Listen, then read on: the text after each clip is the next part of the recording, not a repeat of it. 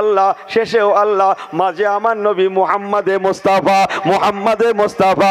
একবার কি জোরে বলা যাবে না সুবহানাল্লাহ? চলেন যে কথা বলছিলাম, ও আল্লাহওয়ালা গণেরা, তাকওয়া কাকে বলে, ফতোয়া কাকে বলে একটু বলে দিয়ে যাই, ভালো করে শুনে নেন। ওযু করার নাম ফতোয়া। অজু অজু অজু কখনকার অজু? নামাজের হোক, রোজার হোক, কোরআন তেলাওয়াতের হোক, কি আর বের হোক না, বেরটা হবে না, সব খাটবে না। হ্যাঁ হ্যাঁ, বস কিছু হাসতিস কেন? সারা জীবনে একবার বিয়ে করতেছে, তাও ভালো করে জিজ্ঞেস করে দেখেন ওর অজু নেই। যারা বারবার করে তাদের কথা বাদ দেন। কথা কি বড্ড ভুল বলছি আমি? ওরে যে সেই বসালো ইনকাম করতে, সেই মেয়েটা সে বসেছে সেই বেলা 9টায় 10টায় হাইছে, জানেন না আপনি? সব আপনার আল্লাহওয়ালা লোক বসবেন না, কথা বোঝেন না। এখন 2:30টার সময় বর আসতেছে, অজু আছে বলে মনে হচ্ছে পাগলা। সংসার জীবন শুরু হচ্ছে সেখানেও বিনা অজু। আল্লাহ ফেরেশতাদের বলছে তোমাদের বললাম লকডাউন থাক, তোমরা বলতে না তুলে দাও। কথা বোঝেন না আমার মুসলমান ভাইরা, মুরব্বীগণেরা, দুটো কথা ঘরে নিয়ে যান। অজু করার নাম ফতোয়া, অজু ছাড়া নামাজ হবে না। অজু ছাড়া, অজু ছাড়া, একটু জোরে বলেন, অজু ছাড়া কোরআন, কোরআন স্পর্শ করা যাবে না। ইনি ইউটিউবে তো মাথা হ্যাং করে বসে আছে, নাকি কোরআন স্পর্শ করতে গেলে অজু লাগবে না? ফসকে, হ্যাঁ এলেম কালাম আছে তোমার? হ্যাঁ, আল্লাহর কোরআন খোলার লাগবে না।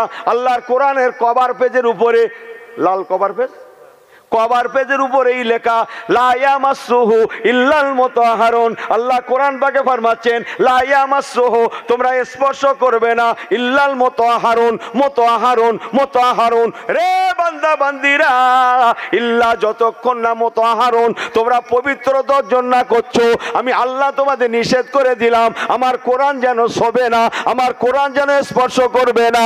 একবার কি জোরে বলা যাবে না সুবহানাল্লাহ? তাহলে ওযু করার নাম ফতোয়া, ওযু ছাড়া নামাজ, জোরে বলেন, জোরে বলেন, ওযু ছাড়া নামাজ হবে না। না আরে হবে না, হবে না কোনটা? জোরে বলেন, হবে না। ও ঠিক আছে, তাহলে একই যাচ্ছে মশলা, সব দিকে একই যাচ্ছে। বিসমিল্লাহির রহমানির রহিম। আমি হেসে গেলে বলছি, বোঝেন না? ইয়া আইয়ুহাল্লাযীনা আমানু ইযা কুমতুম ইলাস সালাহ ফাগসিলু বুজুহাকুম ওয়া আইদিয়াকুম ইলাল মারাফিক ওয়ামসাহু বিরউসিকুম ওয়া আরজুলাকুম ইলাল কাবাইন।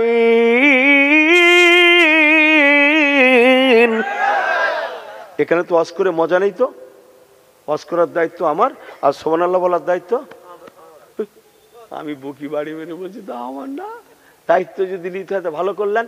নারে তাকবীর, ভালো করে শুনে নিয়ে যান কথাগুলো। হেসে গেলে বলে গেলাম, আল্লাহ কোরআন পাকে বলছেন ইয়া আইয়ুহাল্লাযীনা আমানু, রে দুনিয়ার ইমানদারেরা, ইযা কুমতুম ইলাস সালাহ, যখন নামাজের জন্য দাঁড়াবি বান্দা, ফাগসিলু, নাম্বার 1 তুমি ধুয়ে নেবে, বুজুহাকুম, তোমার মুখমণ্ডলটা। নাম্বার 2 আল্লাহ বললেন ওয়াইদিয়াকুম ইলাল মারাফিক, ওয়াইদিয়াকুম, হাত দুখানা ধুয়ে নেবে কত দূর? ইলাল মারাফিক, কোনই পর্যন্ত। নাম্বার 3 আল্লাহ বললেন ওমসাহু বিরুসিকুম, ওমসাহু, তোমরা মোসেও করবে কোন জায়গায়? বিরুসিকুম, তোমার মাথাটা। নাম্বার 4 আল্লাহ বললেন ওয়ারজুলাকুম ইলাল কাবাইন, কাবাইন, কাবাইন, আর পা দুটো ধুয়ে নেবে টাকনু পর্যন্ত। এটা হচ্ছে আল্লাহ পাকের আইন। অজুর 4টে ফরজ, এটা কোরআন পাকের আইন। ভালো করে শুনে নেন, অজু ছাড়া নামাজ, জোরে বলেন, নামাজ হবে না। অজু ছাড়া কোরআন স্পর্শ করা যাবে। এই আপনারা খানিকটা দায়িত্ব নেন, ওয়াজ হাফ আমি হাফ আপনারা, 50-50, কি আপনারা কি বলেন? হ্যাঁ, তাহলে অজু ছাড়া নামাজ হবে না। অজু ছাড়া কোরআন স্পর্শ করা যাবে, বলেন যাবে না। ও মুসলমান, এর নাম ফতোয়া, ফতোয়া, ফতোয়া। লেকিন আল্লাহ পাক সূরা বাকারায় হুদাল লিল মুত্তাকিন,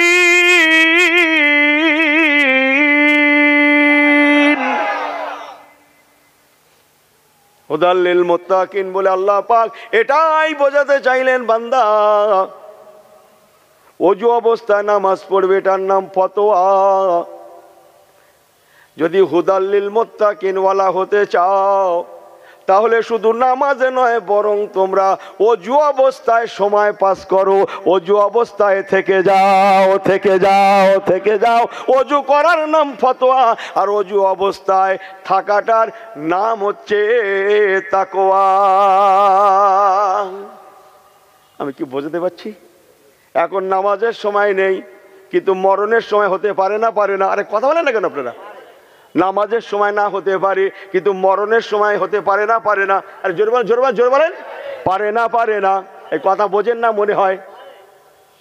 ইনি মনে করছে সব সমান। কথা বুঝছেন না?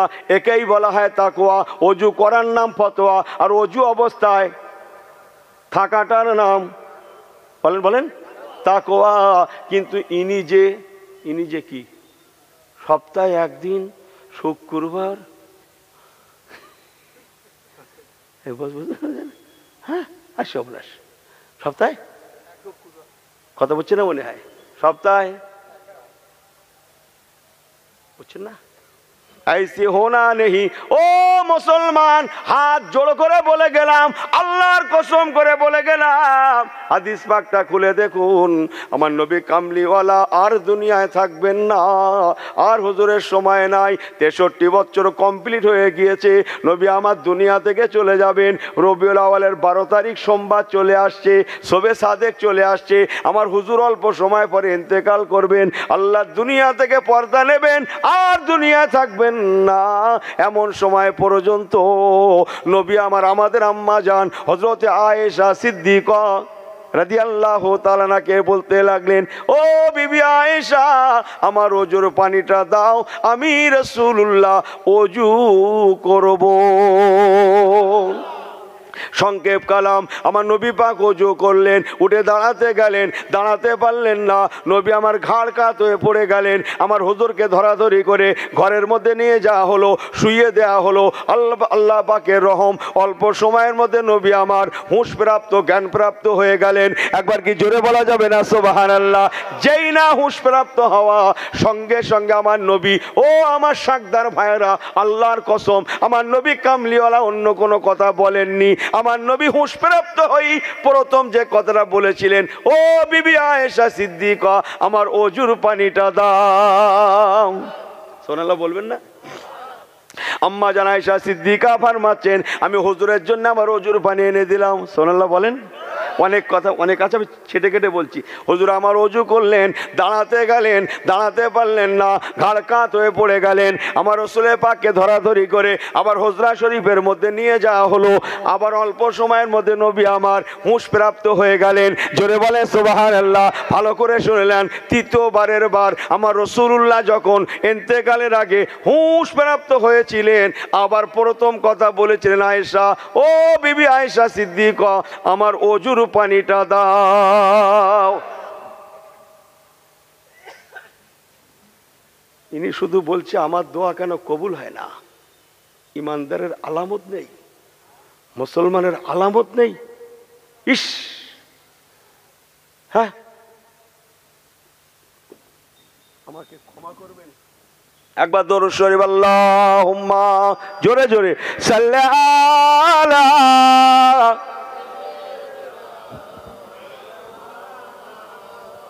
একটু জোরে হয় না বাবু? আল্লাহুম্মা সাল্লি আলা।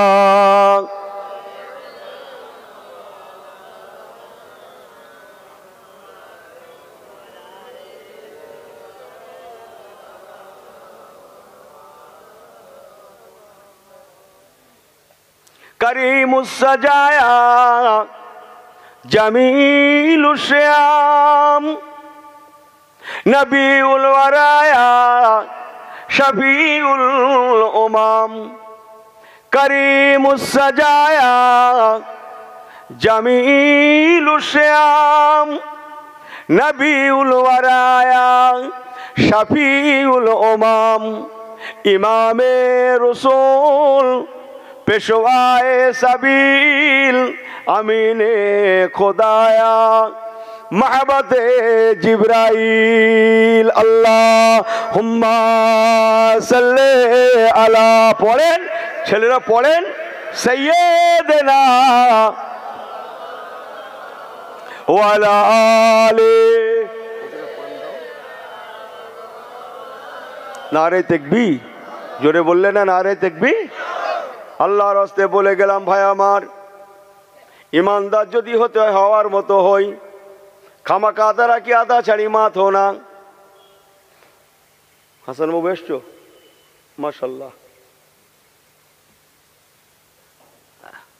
আজকে কটা গরু জবে হয়েছে? এই আজকে কটা গরু জবে হয়েছে? এরা বলছে হুজুর তোমার হলো কি বলো? কিচ্ছু হয়নি, আমি লাইনই আছি, কাউকে ঠকাবো না। হ্যাঁ, ক কেজি করে কেনা হয়েছে? থাকতে সর্বনাশ। গরু গোস্তুর নাম করলি আমার ভাই, কত বছর না জিবি পানি চলে আসে। এমন একটা নিয়ামত আল্লাহ করেছে রে ভাই, আল্লাহ গো কিচ্ছু লাগে না, শুধু নুন আর হলুদ মারো চালাও, বোঝেন না? আর যদি হয় কোরবানির গোস্ত, তাহলে কোনো কোনো কথা হবে না, কথা হবে না। কথা কি বড্ড ভুল বলছি? হ্যাঁ, আমাকে ভুল বোঝেন, আমি হেসে খেলে বলছি, বাট কথাগুলো নিয়ে যান ঘরে। ছোট্ট একটা রেফারেন্স, ইমানদার যদি হতে হয় হওয়ার মতো হন। তাহলে হুজুর দুম করে গরুর গোস্তর কথা কেন বললো? ইনশাল্লাহ পৌঁছে যাবো গরুর গোস্ত, আপনার বাড়ি গিয়ে খাবো না। আমি দোয়া করেন যে আপনাদের হাতে সময় আছে নাকি?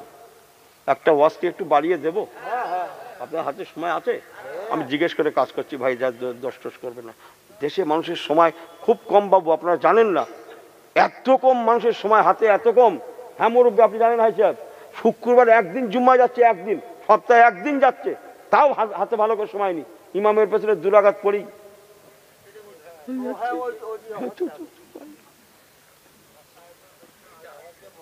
আমার আপনার নবী রাহমাতুল লিল আলামিন, আমি কাউকে ঠকাবো না, শুধু শোনেন, টুকটুক করে শোনেন, শুধু যা বলছি শুনে ঘরে নিয়ে যান। আমার পরের বক্তব্য চলে আসছে নাকি? দেখো, আমার আপনার নবী রাহমাতুল লিল আলামিন, এদিক ফেরো, এই ছেলেগুলো এদিক ফেরো, নবী কামলিওয়ালা। আগে পরে অনেক অজা চাই, পারবো না কিন্তু, ওসব লাগতে হবে, এরকম করে হবে না। ঘড়ি টড়ি খুলে লাগতে হবে, ঘড়ি পরা আওয়াজ না এসব। এসব দরিয়ায় নামবো, গায়ে পানি লাগাবো না, হয় না, তবু নামছে একটুকুনি। নবী কামলিওয়ালা হুজুর আমার, ইন্না দীনা ইনদাল্লাহিল ইসলাম, পাক দিন ইসলামের জন্য নবী আমার হিজরত করে মদিনা গেলেন, মদিনা শরীফ। বলুন না সুবহানাল্লাহ। যাওয়া আসার পথে অনেক কথা আছে, হুজুরের মদিনা যাওয়ার পথে বহু কথা আছে, দুটো একটা বলে দিয়ে যায়। নবী আমার মদিনা রওনা হয়ে গিয়েছেন। মদিনা শরীফে পৌঁছাতে আমার রাসূলুল্লাহ আর মাত্র 4 মাইল রাস্তা বাকি আছে। 4 মাইল। ক মাইল? সবাই 4 দেখান তো, হাত উঁচু করে 4 দেখান তো। হ্যাঁ, আমি একটু অন্যরকম হয়ে গেছি, প্র্যাকটিক্যাল থিওরিক্যাল দুটো না হলে একটা ওয়াজ ঘরে যায় না, তাই একটু। তখনও 4 মাইল রাস্তা বাকি আছে। মদিনা শরীফের ছোট ছোট ছেলে মেয়েরা, বাচ্চা বাচ্চিরা আমার রাসূলুল্লাহ মদিনা শরীফে যাচ্ছেন শুনে, মদিনা শরীফের ছোট ছোট বাচ্চা বাচ্চিরা, কচি কাচারা, কারো বা বয়স 7, কারো বা বয়স 8, কারো বা 10, কারো বা 12। ও মুসলমান, এই রকম ছেলে মেয়েরা মদিনা শরীফ থেকে আমার নবী পাককে নিতে এসেছে। 4 মাইল মতো রাস্তা আগে এসে তারা আমার নবী পাকের জন্য ইন্তজার করতে রয়েছে। জোরে বলুন সুবহানাল্লাহ। ঘুমাবেন না কিন্তু, সুবহানাল্লাহ বললেও চলে, আমার না বললেও চলে। ও হুজুর আমি না, আপনারা ঠকেন না, আমার আর ঠকারও জায়গা নেই, জেতারও জায়গা নেই। যে আমার নবী পাক রাহমাতুল লিল আলামিন মদিনা শরীফে যাবেন। মদিনার বাচ্চা বাচ্চিরা অ্যানালাইসিস করতে লাগলেন। রে বন্ধুরা, মক্কা শরীফ থেকে মদিনা শরীফে আসার বহু রাস্তা আছে, বহু রাস্তা। নবী কামলিওয়ালা রাহমাতুল আলামিন কোন রাস্তা দিয়ে যে মদিনায় আসবেন ঠিক নাই। আল্লাহ না করেন যদি রাসূলুল্লাহর সঙ্গে আমাদের রাস্তায় দেখা না হয়, আমাদের আশা বৃথা হয়ে যাবে। অতএব চল আমরা সবাই মিলে একটা অ্যানালাইসিস করি, কোন রাস্তা দিয়ে নবী আমার বেশিরভাগ তামান্না মদিনা আসতে পারেন। মদিনা আপনাদের এখানে আসতে এদিকেও রাস্তা আছে, ওদিক দিয়েও রাস্তা আছে, সব দিকে রাস্তা নাই। তারা অ্যানালাইসিস করলেন, অ্যানালাইসিস করে তারা নিজেরা সিদ্ধান্তে উপনীত হলেন যে রাস্তাই থাক না কেন মক্কা থেকে মদিনা আসার আমার নবী কামলিওয়ালার আম্মাজান হযরতে আমেনা রাদিয়াল্লাহু তাআলা আনহা মদিনা শরীফের রাস্তায় মাকামে আবওয়াতে যেখানে শুয়ে আছে, নিশ্চয়ই কলিজার টুকরা হয়ে নবী কামলিওয়ালা উনি যখন মদিনা আসছেন, মা জননীর মাজারটা জিয়ারত না করে আসতে পারেন না। কেউ ঘুমাবেন না কিন্তু, এই লক্ষ্য রাখো তো পাশাপাশি কে কে ঘুমে। ওই তো মাথা নিচু করে আসতো, এই মাথা নিচু করে ওয়াজ শুনতে নেই, আপনারা জানেন না। আমাকে ভুল বোঝেন না। সবাই অ্যানালাইসিস করতে লাগলেন। রাহমাতুল আলামিন নবী কামলিওয়ালা উনি যখন মদিনা আসবেন, নিশ্চয়ই মা জননী হযরতে আমেনা রাদিয়াল্লাহু তাআলা আনহার মাজার জিয়ারত না করে আসবেন না। অতএব রে বন্ধুরা, আমরা কোন রাস্তায় যাব না, সেই রাস্তায় যাব যে রাস্তাটা